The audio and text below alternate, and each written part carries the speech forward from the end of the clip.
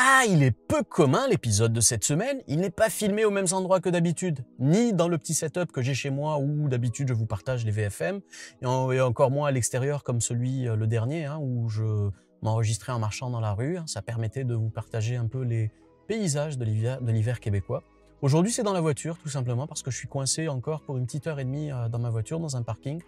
Heureusement pour moi, j'avais avec moi mon petit DJI Osmo pour stabiliser le téléphone, que j'avais en tête et sur email le script du VFM à venir et que j'avais mon téléphone, donc pourquoi perdre du temps? Autant optimiser le temps et vous partager la vidéo de la semaine. À tout de suite. Souvent, les gens me demandent quelle est la configuration la plus optimisée pour pouvoir monter des vidéos pour YouTube. Tu fais partie de ces personnes, tu souhaites te lancer mais tu ne sais pas comment faire. Quand on te parle de RAM, tu penses des fois à celle qui fait avancer les bateaux, Quand on te parle de CPU, tu imagines une antenne sombre d'un parti communiste qui se réunit dans une cave? Ouais, j'ai pensé à ça. Aucune idée, James Bond. Pour toi, un disque dur, c'est un disque un peu plus solide? Ne t'inquiète pas.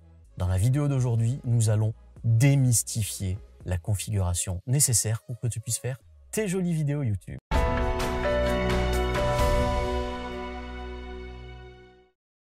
Salut à toi, au viewer qui derrière ton écran te demande quelle est la config qu'il te faut ou qu'il faut que tu aies pour monter des vidéos le doigt dans le nez. Si tu te poses la question, c'est que tu es sur la bonne chaise et sur la bonne vidéo, bien sûr. Ensemble, voyons les essentiels.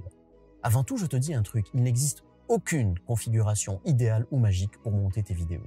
Tout dépend justement de ce que tu vas monter, de la résolution dans laquelle tu travailles, des codecs sources et destinations que tu utiliseras. Dans le tuto d'aujourd'hui, nous allons voir la configuration idoine pour monter une vidéo d'une dizaine ou d'une quinzaine de minutes en 1080 ou en 4K, avec en fichier source des séquences codéquisées en H264. Ça va, tu es toujours là? Petite remarque, je préfère considérer aujourd'hui le 1080 comme étant du SD et le 4K comme étant du HD. Pourquoi? Pour une raison toute simple. Aujourd'hui, pratiquement tous les devices font du 1080, d'accord? Donc la base aujourd'hui, c'est du 1080, c'est plus du 720.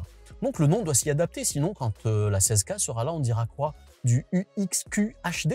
Ce sera trop long. Enfin, ton ordinateur pour digérer les vidéos a besoin de jus. Et ce jus, tu le placeras dans différents périphériques ou pièces. Commençons par son cerveau. Tu veux monter des vidéos sans trop souffrir? Oublie les i5, crois-moi. Le i7 est vraiment le minimum syndical, et pas n'importe lequel. Plus il aura de cœur, mieux ce sera. Par expérience, je te dirais d'éviter les Xeon. Ce sont des processeurs qui sont beaucoup plus orientés pour des applis de virtualisation pour des serveurs que pour du multimédia. Personnellement, si tu me demandais quel est le processeur que tu dois prendre, je te dirais fonce et prends-toi un Ryzen 3700X. C'est une vraie bête ce processeur, de la puissance que tu ne regretteras pas d'avoir pour ton Adobe Premiere ou ton DaVinci. En parlant de cerveau ou d'unité de calcul, une autre pièce est super importante, ton GPU. Bon, c'est vrai qu'en ce moment, à cause des mineurs, je ne parle pas de ceux de moins de 18 ans, mais de ceux qui courent après les bitcoins, il est difficile de trouver des GPU assez puissants. Enfin, revenons-en à ton futur GPU ou ta carte graphique si tu préfères. AMD, il faut le dire, ils font de bonnes choses. Mais sélection adobienne oblige, je te recommanderais fortement d'aller vers du Nvidia. Une 1050 ou une 1060 fera l'affaire pour des petits jobs. Mais si tu peux te prendre une RTX, une 2050 ou une 2060, ce ne sera pas perdu. Surtout que dans les dernières mises à jour d'Adobe Premiere, ils gèrent les RTX pour le rendu des vidéos. Et crois-moi, ça fait plaisir de gagner du temps, des minutes, en faisant le rendu de ta vidéo. C'est pas mal, tu peux faire autre chose. C'est beau les CPU et les GPU, mais avec ça, il te faut de la RAM, pas celle des galériens, pour faire avancer leur embarcation, mais de la Random Access Memory. Salut Daft Punk! Là, je te dirais un truc. Si tu es sur un Ryzen, il peut gérer 64 GB de RAM. Alors vas-y, oui, 64 gigabytes, ok? Tu me remercieras quand tu feras des montages vidéo. L'ordinateur ramera beaucoup moins qu'habituellement. Normal, tu lui as donné de la RAM et ton interface d'Adobe Premiere ou DaVinci n'en sera que plus rapide. L'autre point important, c'est le disque dur. Nous allons parler d'espace, pas celui de Star Trek, mais celui dans lequel tu installeras tes applications, celui dans lequel tu sauvegarderas tes rushs ou tes séquences vidéo brutes si tu préfères, tes musiques également, tes illustrations et autres icônes. Tu ne peux pas imaginer ce que ça bouffe comme place tout ça. Tu sais, un épisode moyen de VFM m'occupe en moyenne, on va dire, dans les 5 gigas de données, dans les 5 gigs de données. Avant le montage, bien sûr.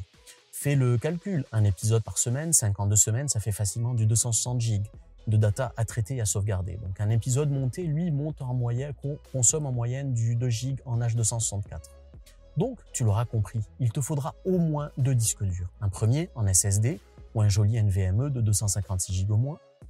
Fais attention, ce disque ne devra contenir que ton système d'exploitation, donc Windows, et tes applications de travail principales. Je te parle de Adobe Premiere, Photoshop, DaVinci, Resolve. Pas de Word, pas de PowerPoint dessus, et encore moins de Valorant ou de CSGO. Un second disque dur que tu utiliseras principalement pour le stockage de tes rushs, tes petites archives, quoi.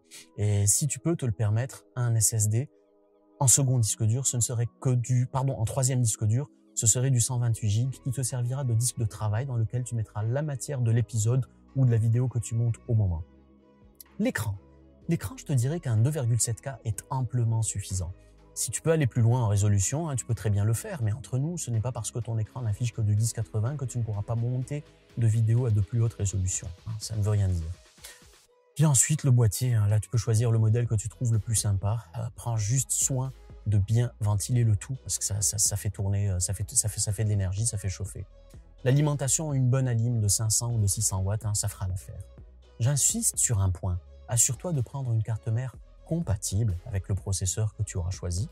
Une carte mère pour processeur Intel ne peut faire tourner que de l'Intel, pas de l'AMD, et idem pour la RAM. Vérifie qu'elle est compatible avec ta carte mère en termes de buffering et tout ça. Voilà. Pour le reste, c'est principalement de la pratique et de l'habitude, et bien sûr de la passion.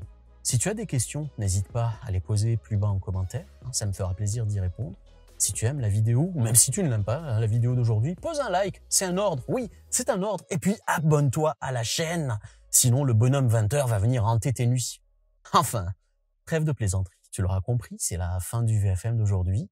Je te dis bye, prends soin de toi et prends soin de ceux qui prennent soin de toi également. La vie est trop courte pour faire des niaiseries, crois-moi. Amuse-toi bien, profites-en et au prochain épisode. Ciao.